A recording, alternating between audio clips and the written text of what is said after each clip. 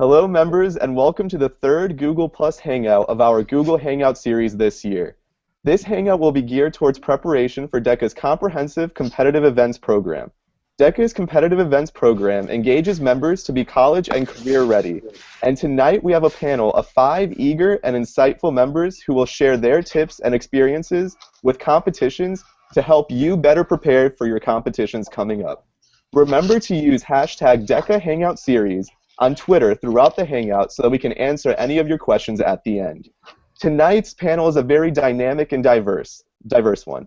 We have Naya Levine, North Carolina Metrolina Region Vice President, Giovanni Zapata, Eastern DECA President, Mr. Phil Huff, Badger DECA Advisor, Valerie Kanya, Nevada DECA President, and Jacob Friedman, a college student and former ICDC first place winner. So starting off our discussion tonight will be Naya Levine, North Carolina's Metrolina Region Vice President. Take it away. Hi, my name is Naya Levine, and I'm going to discuss the basics of a role play. So what really is a role play? A role play is a business scenario where you need to address specific business-related issues. You are typically given 10 minutes to prepare for your role play and 10 minutes to present it in front of your judge. You're allowed 1 piece of paper and a pencil. My 3 tips are to start strong, competencies are key, and to stand out. Starting strong just means you know how to effectively begin your role play. Many people have trouble with this, so I recommend that you start by firmly shaking your judge's hand, asking to be seated, and introducing yourself and the topic that you are given. This will help set the stage for the scenario that you're about to speak on. My next tip is competencies are key. Competencies are performance indicators used to specifically assess how well you understood and explained the material given during your role play. These are super important because they will also be on your judge's score sheet. So you get points based on how well you assess and elaborate on the indicators given to you. So make sure that you cover them in order to get the maximum amount of points possible because that's your overall goal as the competitor. On the average role play, there are 4 to 5 competencies. All are varying and specific in their own sense, and they all ask for different things. The easiest way to remember to complete all of them is to create a chart, organizer, or a list with the specific competency within it. I personally use the piece of paper that I am allowed and create a foldable. I fold it into as many boxes as there are competencies. So if there are 5 competencies, I'm going to fold my piece of paper so that there are 5 boxes. Along with the competencies, remember to use the information that you were given in your role play, like the facts about the business, the issue at hand, and the current happenings and how they're trying to handle the situation that you're supposed to address. This will not only make your role play seem more organized, but it'll also make it seem more well-rounded and give context to the solutions and answers that you're presenting to your judge. Also, be really wary of using words like like, and yeah when presenting, because it's okay to be nervous, but the overuse of these words might hurt your overall performance and distract your judge when they're listening to you, and you don't want that to happen. And my last tip is to stand out. Your judge might see up to 20 people all in one day doing the exact same role play. You need to make sure that you do something that makes you memorable. Your goal as a competitor is to make sure that your judge remembers you so that they award you the most points. So remain calm and confident while speaking. You want to sound as well-rounded and well-versed as possible in front of your judge. You can do small things to be memorable, and this includes tearing off a small piece of paper from your scrap worksheet and creating a business card, turning the scrap sheet of paper that you were given into a foldable to present to your judge while you're speaking, or drawing graphs and charts and visuals to present to your judge while you're speaking. Creating a foldable is a great way because it gives your judge something to look at while you're speaking to them. So remember, my 3 tips for role plays are to start strong, competencies are key, and to stand out. Good luck with competition, and I hope all of these tips help you get to ICDC 2015.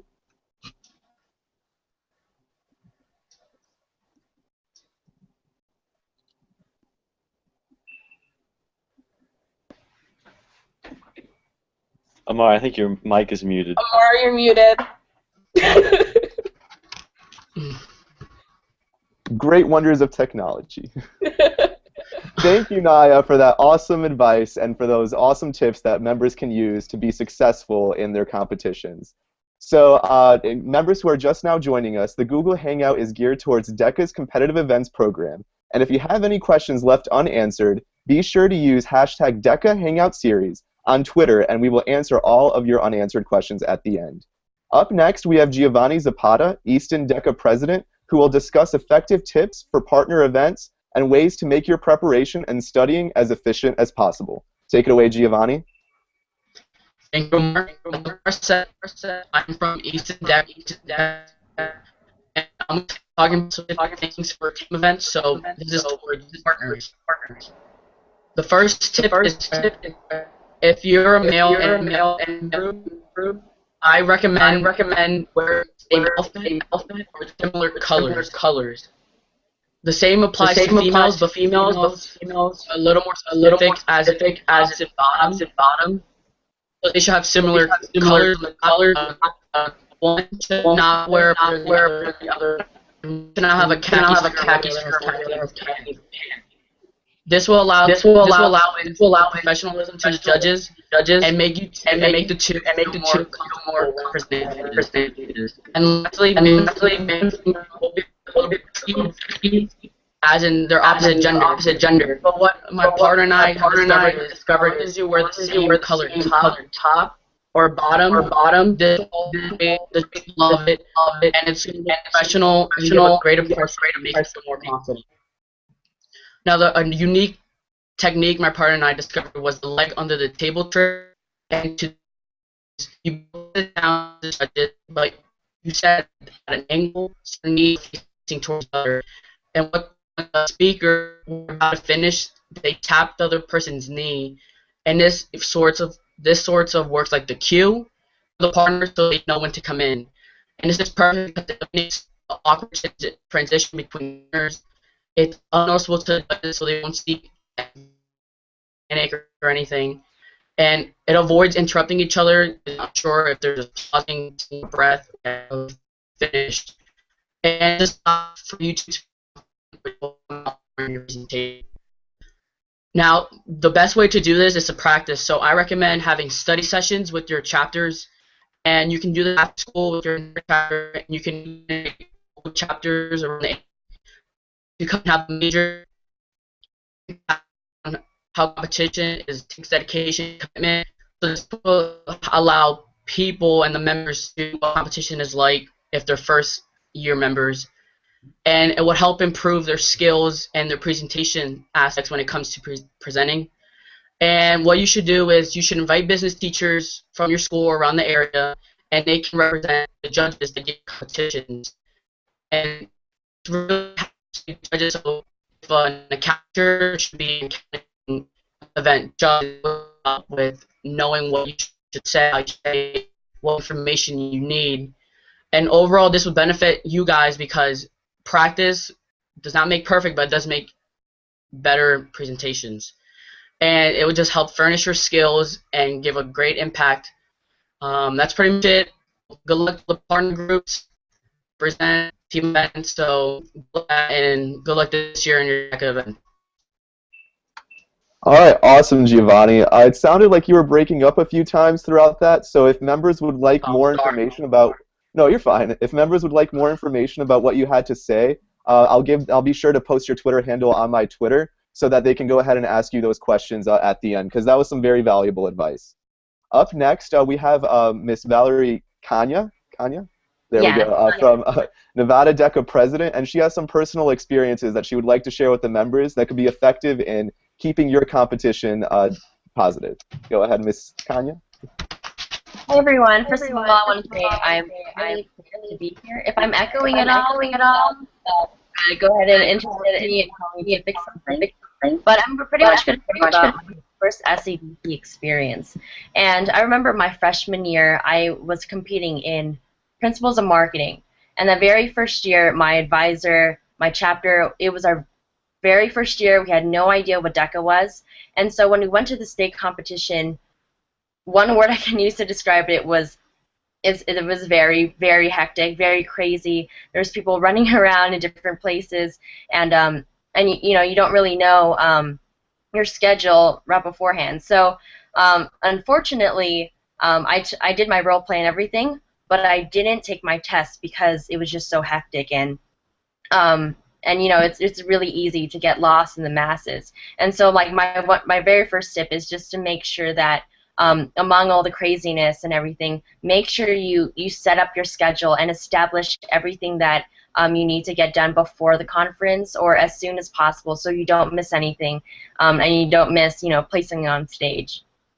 And the other thing to make sure is to not misinterpret the situation in the role play. My very first year, honestly, I have to admit, I didn't read the entire thing correctly, and so the judge was saying oh, it's so nice seeing you again for your second interview, and I said, what? My second interview? I thought this was the first one. And then obviously that knocked me down a couple of points. So just make sure you read the entire thing, and make sure you're not assuming anything, and even though you think it's obvious, go ahead and relay that information again. And that goes for role plays and for written events. Just make sure you set the stage properly of the role of who the judge is and who you are. You also want to make sure, obviously, the exam is very important. Again, I was talking about how I missed the exam, and that was the one thing that didn't make me qualify for ICDC.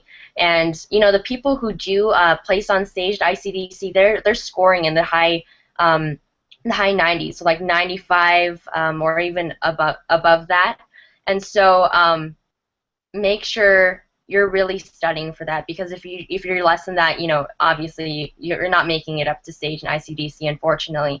But the way to practice that actually is there is a list of performance indicators on the DECA website, and it gives you the entire list of what you need to know for that event and more, and even for the other events. So my piece of advice is to look at those, copy and paste them all, and Google or dictionary, anything, an encyclopedia, read everything and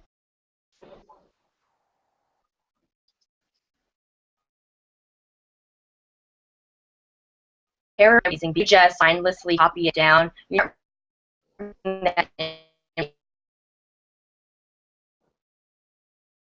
it, and that'll definitely stick better than just a word for word copying down from the internet. I also want to talk about the total package. Design is actually very important, especially in a written event perspective. You want to coordinate with your business manual and your board, color schemes is all together, and if you have a partner, make sure you coordinate your appearances with them. And obviously appearances isn't everything, but the judge does note it actually. So when I was competing in ICDC, the judge said that we looked very professional and very on point, and that's just another thing that makes a valuable first impression. The other thing I want to talk about was my ICDC experience. It was very exciting, even more hectic than the state conference. And well, most of the time you are sitting on the floor with your board and your partner and a lot of the other competitors for a long time. And a lot of times things from board fall off, so make sure you always bring extra supplies for that. And then also there are several waiting rooms at ICDC as well, so they take you from room to room until you actually have and so when you get up there, the judge is in between these curtains, and so you have to worry about being distracted. Also, if you have a stage, assemble it beforehand, because it takes a lot of time. If it breaks apart or anything, you don't want to worry about that. But the last thing I want to talk about is final competition. And even though trying your best and really fighting, the major part of ICI or SC, networking with other people, really fun experience. And so when you're sitting down along, go ahead and talk to them, see the different kinds of approaches to the game of doing it. And not only future events, like if you feel like a good idea from but making friends, even if you just make friends or winning, and that really makes the entire conference. So that's pretty much my part. I hope everyone does well in their event this year, and good luck. Thank you so much, Valerie. That was some very insightful information that our members could definitely use to be successful both in their regional competitions, state competitions, and ICDC, hopefully. Right now, Mr. Phil Huff from Badger DECA is joining us. Due to some technical difficulties, he's just now joining. So we're going to go ahead and get him to discuss his tips and tricks for the individual series and team series events. So go ahead and take it away, Mr. Huff. I hope this works. Can you hear me? Can you hear me? Absolutely. Okay, great. I just want to make sure I don't have some feedback. Please let me know. For my members here in Wisconsin, what I recommend is some general tips and tricks to of course, some of the same things that the chapter officers and state officers have shared already. Number one being some general tips about understanding the scoring system, specifically how you're going to be evaluated.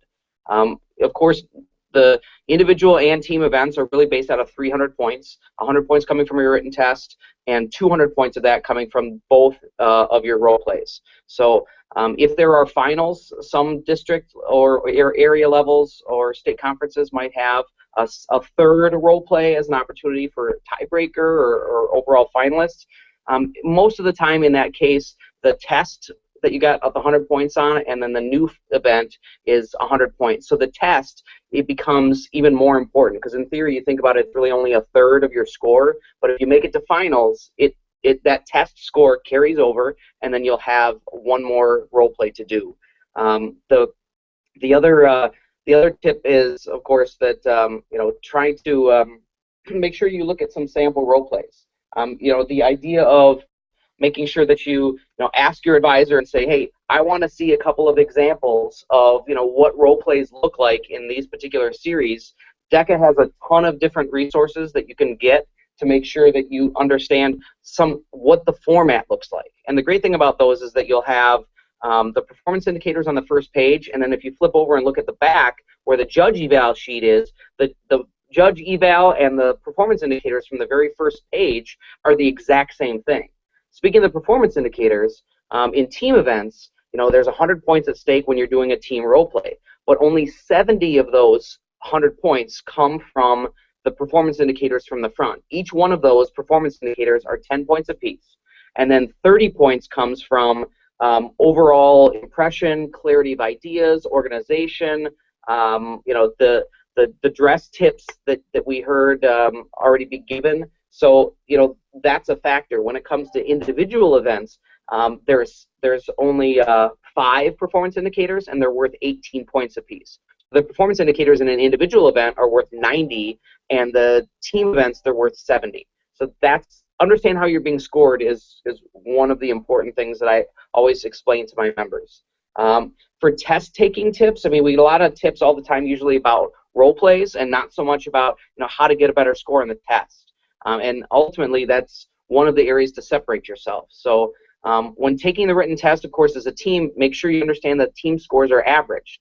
So when you take a team test, you both take the same test, and then the scores average. I suggest doing it with your partner, taking the team test together and separately, so that you can compare scores. We have a rule in our chapter that in order to be team members, you should take a written test together, the same cluster test, and score about 10 points apart. The goal is to be about 10 points, because if the score is average, you don't want somebody to score like an 85 and somebody with a 65. A 65 can still do well potentially, but not in that particular team partner event. Take as many practice exams. Speaking of that, the practice exams here that DECA has for the cluster events, every practice test that you take is going to help you prepare to be better.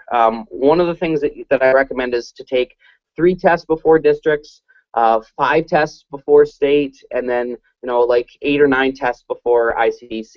If you get to those levels, and the reason why you take many practice tests is because the database of those questions are from a national database of marketing cluster tests, and if you take those tests enough, sample examples, and go back, you might even see a repeat question or 2, and you could see those questions pop up on other tests potentially at your district area level, at your state level, and also at ICDC. But whatever it is for test taking, find a system that works for you to study. if it's the mobile app now that you can get to have study questions, or I'm a big believer in the glossary of terms and like flashcards. Students really seem to respond to those very well. So that would be my tip there. If you're going to go to districts and spend your first level of competition, and you're spending 6 to 8 hours there that day, spend that much time preparing is my next tip. Really looking at all of the questions, making sure that you understand what they're asking, when they're asking it, and eliminating 2 of the 4 choices is always a good test-taking strategy. Take an educated guess. Make sure that you can come back to questions that you don't have. Circle those, come back to them, and try to do the best you can on the test. For quickly some role play tips, I suggest the beginning of a role play, and this isn't mine. I stole this. This is something I heard as an intro. Is use a GNAP opening, GNAP. This comes from Michigan DECA, and this is a greeting, name, affiliation, and purpose. For example, you say, "Hello, my name is Phil Huff, and I'm from this clothing company. I'm here today to present my new advertising campaign plan to you." And then the next tip would be try to initiate some kind of small talk before you even get into the role play to let the judge know that you're aware of the scenario. So, hey, it's really good to see you here in your office. I appreciated you seeing me last week. I'm really looking forward to sharing some of our ideas today. Let's go ahead and get started. And in general, the format of whatever you do, we heard some great tips about dividing up the sheet and performance indicators. The general tip is do a tell them what you're going to tell them, and then tell them what you told them. I mean, ultimately, it's about giving them a preview, telling them kind of where you're going to go. And my other tip is the judge eval form goes in chronological order. So when you do your performance indicators, don't jump around and talk in your performance in your role play about something else that's like if the marketing plan piece of explaining the importance of the marketing plan is the last performance indicator. Don't start your role play with that. Do in chronological order, because the judge will go back and write notes about what you're saying and go back and fill that out chronologically. Okay, so and I think mentioning that we already heard some other great tips about mentioning those terms that you see in the performance indicators. Now I'd like to talk to you a little bit about this particular issue by repeating, giving kind of a frame the thing for the judge to make sure that they know that that's the topic that you're talking about. I really loved the tip that Giovanni gave about your team when you kind of do a knee tap. I was going to suggest like a toe tap or something underneath, especially if there's 70 points available for your performance indicators. 30 points comes from how you interact with a judge in a team event. So when they ask you, when the role play is done, they're usually going to ask you 1 or 2 questions, and if they do that, they really expect both of you to answer. So if one question you start and you kind of get a little toe tap under the table, the judge will never know, like, hey, you take this part, I'll take this part, or it's my turn to talk now. That's a great tip. And even if you don't have anything to say, you really want to add in some type of a transition. As Maria was saying, this is why this is important, and I'd also like to add this. Those are some of the tips that I would say, and even in the team, you want to pass it back and forth. Make no. And Justin is going to talk to you about this part of our plan, and then you transition back and use your names back and forth. That's my other role play tip. But ultimately, I think, Amar, that's what I had. I hope that sounded okay, and you could hear me, and I wasn't breaking up. Absolutely, that was great. And Okay. the members really appreciate you coming in, because hearing advice like that from an advisor is really beneficial, because you know exactly what it is that judges are looking for, and you know exactly what it is that judges are seeing. So that was really helpful and really beneficial.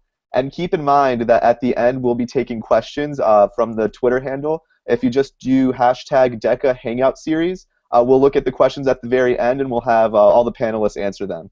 And last but not least, we have Jacob Friedman. He is a former North Carolina DECA member. He placed first place at ICDC, and he currently attends the University of North Carolina at Chapel Hill. So he'll be discussing some of his personal experiences, how it felt to be on stage, and some of the tips that he has to be a successful competitor. Take it away, Jacob. Well, thank you for the introduction, Amar. First of all, I just want to say to all of the DECA people watching out there, you're in the right place. You're doing the right thing. DECA is so valuable. I think I've mentioned it in pretty much every job interview I've ever been involved in, and it's really helped me prepare for every single job interview I've ever taken. Since coming to Carolina at UNC, I've had a couple of interviews. Actually, a lot of times you have to have interviews just to get into clubs or organizations, and DECA has well prepared me for all of those interviews and for job interviews. So you're in the right place. Keep it up. And now I'm going to talk a little bit about selecting the right event. When I won, I was a winner in the retail merchandising category, and I didn't just pick that one because it was easy or because just randomly, but I picked it because I really I worked at American Eagle at the time, which is, by the way, the best clothing store ever, especially for jeans. But anyways, I worked at American Eagle, and I loved it there, and the environment seemed familiar to me. Clothes made sense to me. Accounting stuff that didn't make so much sense to me. Stocks, bonds, that wasn't my thing. My thing was concrete. It was clothes. I could hold them in my hand, and so that's what resonated with me. So I picked retail merchandising. What I recommend for you is if you don't have a job that you're really into, or you do have a job and you're not really into it, I would recommend maybe looking at your parents' job and seeing if you could take that and somehow translate that into an event, because I know my parents are photographers, and I've gotten a couple of role plays about photography, and it just feels more comfortable, and it allows you to sort of visualize what you're talking about, and it makes it a little easier. And if your parents have jobs that you think are boring, then go for your favorite class. Maybe it's if your favorite class is science, maybe you want to go into marketing research. You can work with different interests and try to find what fits you. But I would definitely not recommend picking something based on how many people competed in it last year, how easy it seems, or just the title of the event. I definitely recommend looking at it and trying to see if it's going to fit your interests. I've also got a couple tips for you. I assume that most of you have heard of the ACC, the Atlantic Coastal Conference, where UNC is the best team. But I'm going to use the ACC in a little different context here. I'm going to talk about being A, assertive, C, creative, and C, confident. So first, assertive. You want to, when you go into a role play or presentation, whatever it is, you want to have a central idea or message, and you want to stick to that message and really not deviate too much from it. You really want to stick with that so that the judges know that you're firm in your belief and you know what you're talking about. You also want to try to be creative. For example, my finalist role play at Nationals was whether to put the question was whether to put a bigger store in a big city or whether to put a little store in a little city. It was a little more complicated than that, but that was essentially the question. And so I said, you put a bigger store in a little city. I won't go into the whole role play, but sometimes there's compromises you can make. It's not always a black and white answer, yes or no. Sometimes you can compromise and you can use your knowledge of marketing to come up with a creative answer, sort of think on your feet. So that's definitely a valuable tool, being creative. And lastly, it's really important to be confident. Even if you don't always know what you're talking about, even if one of those performance indicators shows up and you're not really sure what it is, take your best educated guess and just stick with it and say, all right, I'm confident, I know it's this, even if you're really not sure. It's totally okay. Sometimes in DECA, it's more about how you're saying things than what you're saying, or at least how you're saying things is a very big portion of your score. So you definitely want to be confident when you're in those situations. I'll talk also a little bit about what I think really helped me, what helped push me over the edge for my experience in DECA. I think I have to owe a lot to my advisor, Miss Clark, and I owe a lot to practice also. But also, I had one failure my first year of DECA that really shook me up and got me ready for the next year. My first year at DECA, I went to internationals. It was in Anaheim that year, and I was doing a team event, and turns out that I left the official DECA binder that you're supposed to put your presentation in back in North Carolina, and I also didn't know that you were supposed to put it in a DECA binder. So I just bought it in a regular black binder, walked up to the judge, about to hand it to him, and they were like, "What are you doing?" And I was like, I had no idea what was going on. I was so scared. I was like shaking, and they were like, "I guess we can take this, but it's not. You're like gonna get so many points off, you know." So basically, me and my partner, we knew we had a lot of points taken off, and there really wasn't much hope. But from that experience, obviously I felt really bad about it, but I really learned to, accept it and learn from it. And next time I made lists of everything that I need to bring, and I made sure that I was 100% prepared. And so I think don't get discouraged in DECA if your first role play or your first presentation doesn't go so well, because you'll have so many more, and you can learn from those experiences, and it makes it so much better through the years. And once you get up on stage, it's an amazing feeling. At my high school, we were a small high school, only about 1,200 people, and our DECA chapter was even smaller. And my former advisor always sort of, when we went to nationals, she would always say that she would always kind of hint that it wasn't really possible to win at nationals. She would always sort of be like, "Yeah, I mean, if you want to work really, really hard, you can, but it's really not very possible." And after I won at my event, it completely changed everything in my DECA chapter. Everybody said it is possible now. We can do it, and so people in my high school have really started to work harder. So I guess what I'm trying to say is you can do it. It definitely is possible, and you don't have to be a superhuman to do it. I still can't believe I won, and so yeah, I mean, it feels amazing to power the high school, your chapter, and give them the legacy and the recognition. So good luck to you all, and thank you for putting up with me. I appreciate it. Thank you so much, Jacob. That was some awesome advice, and I know I can vouch also from the college experience that I've had so far this semester that DECA truly is life-changing, and the connections that you make, and if it's competitions, if it's just through networking, are really lasting, and you can really rely on DECA for a lot of the things that you will be doing in your future as well. So altogether, we've had 5 amazing panelists, very diverse, from very different backgrounds, different positions, discuss their tips about competitions. Be sure to use those to your advantage, because these people know what they're talking about. They know exactly what it is and what it takes to be a winner, what it takes to be a champion at competitions, and the tips and tricks that really judges look for. So as promised, we're going to go onto Twitter now with the hashtag DECA Hangout series and see the questions that members have posted. I'll go ahead and read the question, and then each of you guys can take a second to answer it. So it looks like we do have a couple of questions. One of them is, let me look through this.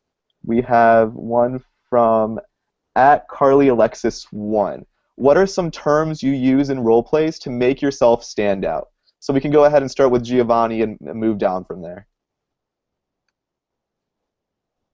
What's some vocabulary that you see is very effective to judges? Remember to unmute your mic when you talk.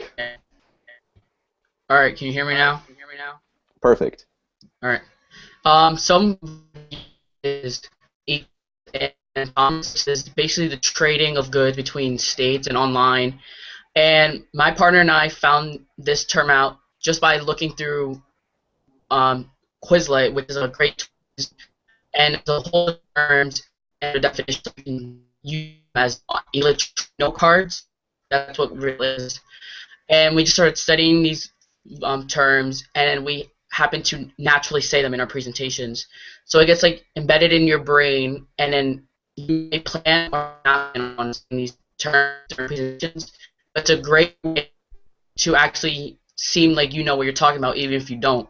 So big words may not actually make sense, but to the judge, if you start using these business terms that may apply to your presentation, they'll see that you know what you're talking about and that you are for sure correct your presentation and case study. So this really helps with your confidence and your overall score, because it will show where you're showing and that All right. Thank you very much, Giovanni. That answer was really helpful. Jacob, if you have anything to add to that, go right ahead. Sure, yeah. So I would probably say I don't think there's any specific terms that I really like, oh yeah, like I really want to use that word in this role play. I think more it's when you get to the presentation and you see the performance indicators, or if you're doing like a written event, you see like what points you want to mention, what points are important for the event. Then I think you should use those terms, the business terms that they sort of provide for you. But I wouldn't recommend trying to go use lofty or like big words to try to make yourself sound smarter, because it's more, you'll be more confident if you're just speaking from your own voice and just speaking at who you are. So that's my advice. Perfect. Thank you very much. Naya, do you have anything to add? If I was in a role play situation, I would do what Jacob did and see what was in the role play and what the competencies were asking me. And if there's a specific thing, like they're talking about technology, I would utilize social media terms. Or if they're asking me specifically about selling to someone, I would use the terms in the selling process. So just use terms that are applicable to the competencies given to you. Awesome. Thank you very much. And Mr. Huff, we have something from an advisor coming. What's your suggestion on vocabulary? One of the things I recommend is to be able to try to use like ROI or ROMI, so like return on marketing investment. Whatever you're doing for your plan is typically going to cost money if you're coming up with a promotional idea, if you're coming up with a new training program, if you're coming up with recommendation for purchasing decisions. Those are all going to be investments typically that you're recommending to the judge. So almost always, I totally agree with Jacob and Naya about not saying, using terms that are specific to performance indicators, but to close the sale, you ultimately, in every role play, even if it's not a sales role play, I tell my students that you really need to get a firm decision. And how you do that is to make your ideas stand out and talk about how you know it will be successful, and analyze, give them some examples of what return on investment they could expect. If I recommend this $5,000 investment, we anticipate a growth of $10,000 in the next 6 months. Something specific, if you can, and be able to back it up as much as you can based on the details of whatever the role play is. So I'm not saying every single time ROI, but in general, that's a great tip to try to use something at the end of the role play to be able to try to bring closure to saying, hey, I want to get some agreement from you. If we think we can go ahead and do this, can we schedule a meeting next week? Can we set something in motion here? I prepared this quick contract for you. Depending on the situation, some type of very strong close by highlighting the investment that they're making, but ultimately how they're the business is gonna benefit from that is my best tip for terms. Awesome. That was perfect. Thank you very much. And Valerie, do you have anything to add to that?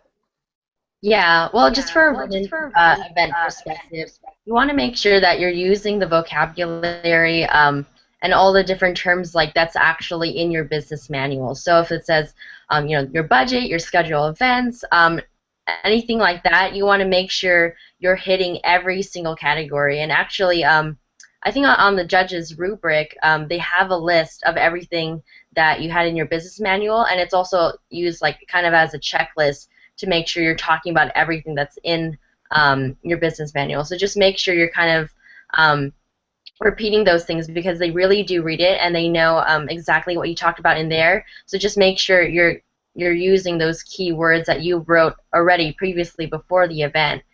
And that's pretty much it. Awesome. Thank you all very much for that answer. We also have another question, it looks like, from at Ronald_DECA. How can a DECA member make sure to stand out in their role play? So if you can give one piece of quick advice about how a member can stand out, what would that be? Go ahead, Giovanni.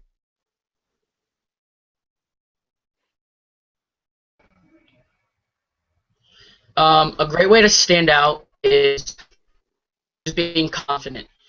Being confident will help you stand out from other members, especially if you happen to be a returning member, and new members not stereotype, but they tend to be nervous or not know exactly what they're going to be exposed to. But you being confident and knowing what can happen, and what you should say, will really show to the judge that you know what you're doing, you're and depending on your role. So that would really help out on the points and taking on your role, and it would just mean that you're actually in your realm and you're business oriented. So it would really show that you really are there in business. As I always say, you're at competition to do business, so you should treat yourself as if you are at business in real life. Awesome. All right. Jacob, anything to add to that? Yeah, I think in certain ways you don't want to always stand out. There's definitely some things you want to stand out, but I wouldn't try to be like, especially with clothing, you don't want to stand out, or you know, any. I think the only way you want to stand out is with the ideas that you're presenting and your creativity in those ideas. I think is really important for standing out. And I think, like I said earlier, like finding compromises in the role plays between, you know, the yes and the no answer can sometimes make you stand out and show that you've really thought through the question. One last little thing that I always do in all my role plays, it's a personal preference, you're welcome to take it up as well.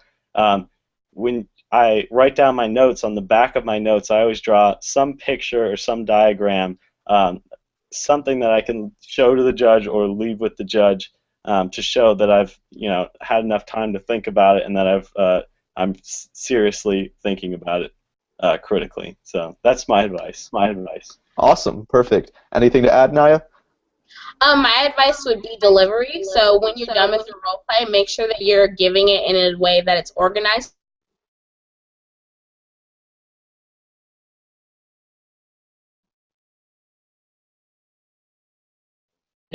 That'll all make sure that when you're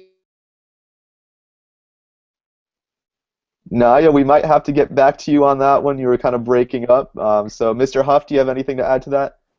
No, I really loved Jacob's advice. It was really about trying to do something visual that you can leave with the judge. Like, you know, we should all understand that whatever you can create in that time that you're given for prep when you're in with your role play, for teams, you know, that's 30 minutes.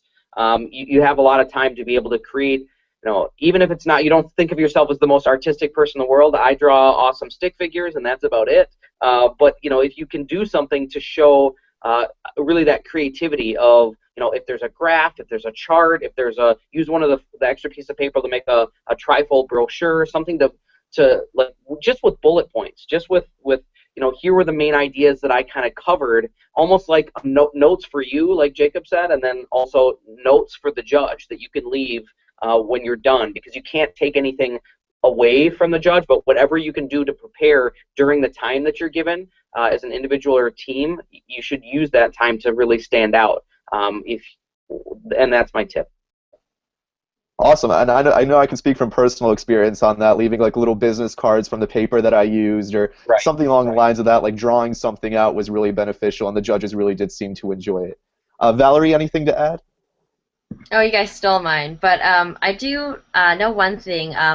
You know, sometimes actually, like after the long day, judges, they do get tired, and it seems like they might be falling asleep during your event. So, you know, don't be afraid to make hand gestures or something that'll really, like something with noise. You can clap or something, and then, you know, that'll kind of snap them awake, and also emphasize the point that you're making. But then also just on a, I guess, a written event perspective again, just make sure that your board is really visually appealing, and then just make sure that it's organized, and you can actually, if you're just using a lot of images and something, you can embed your information into each of the pictures to make sure, you know, you're covering everything and you don't miss anything. And then, you know, just having that a visual appeal really stand out from everyone else. Awesome. Thank you guys very much for those answers, and I'm sure that was some good tips that our members can be using when it comes to standing out. We have a question from @marathon_maniac. What are some tips to help with nervousness before competition? So something that helps you stay calm when going in front of a judge or when presenting. Go ahead, Giovanni. I squeeze my hands tightly before I walk in to my judges, and this just helps release the stress you have inside, and it just helps you become more confident when you're about to speak. And so when you sit down and you're ready to present, you let all your nervousness and stress out. That's pretty much it. Perfect. Jacob, anything to add? Yeah, something that I've always done before any DECA event that I've well, except for districts because I didn't have a hotel room to do this in, but I always play a song to pump me up beforehand, and just get me really ready. So I played "Eye of the Tiger" in the past. I played "The Final Countdown." I could make a Spotify playlist for you if you want, but I think a good pump-up song always works for me. Perfect. I couldn't agree more with that. Naya, anything to add? My tip if you're getting nervous is to just breathe and be calm and make sure that when you're speaking in front of your judge, you're enunciating your words. Perfect. Mr. Huff? No, those guys covered it. I think that you just smile and enjoy your experience, and try to remember that you're here with a bunch of other people who are in the same boat as you. Don't think that you're the only one that's nervous. There's some kind of calming effect that really comes with that. Perfect. And anything from you, Valerie? Any personal experience? Well, other than, imagining people in their underwear. No, I'm just kidding. But what you can do is, well, actually, it takes a long time to get over nervousness.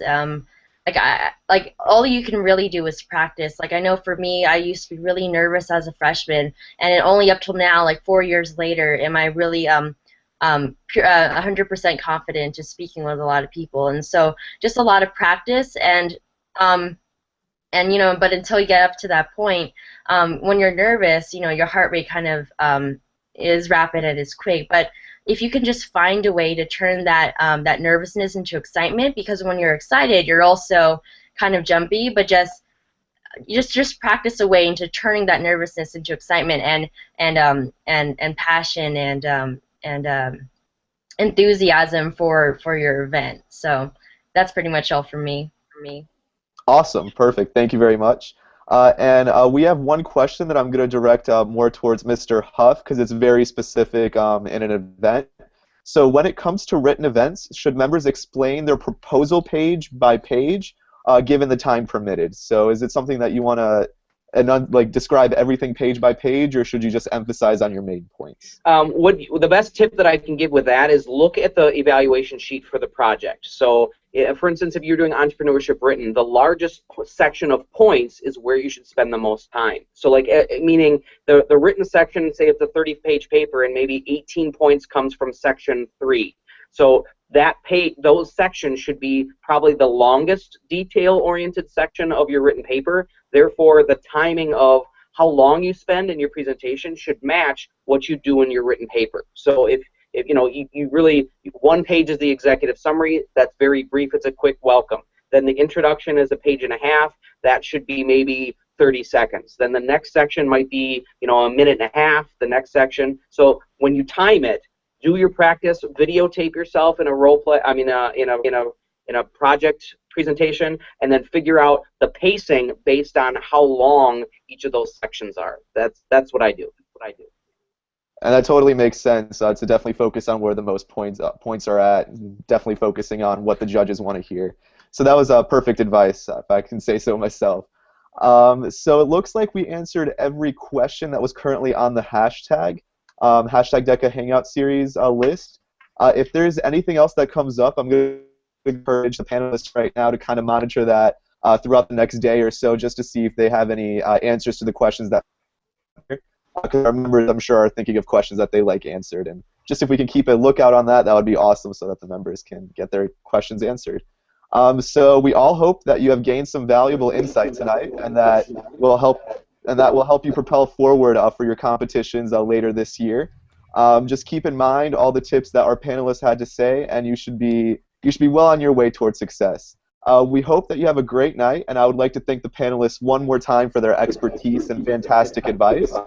We hope you have a good night, and we'll see you next month. And for all the North Atlantic and Southern regions members viewing right now, I'll see you guys tomorrow at Power Trip. So good night, and thank you all very much.